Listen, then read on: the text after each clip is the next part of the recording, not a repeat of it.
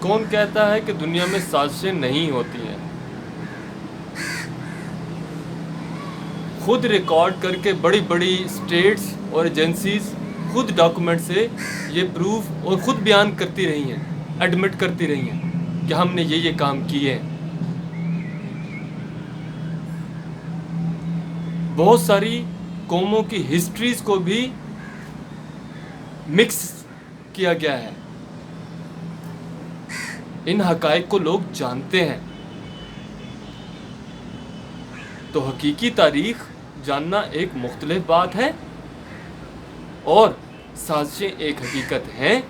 دنیا کے اندر big games ہوتی ہیں، سازشیں manipulation since history of human kind, انسانیت کی تاریخ کے شروع کے وقت سے ابھی تک بھی جاری ہیں، اور بہت سارے مانتے بھی ہیں۔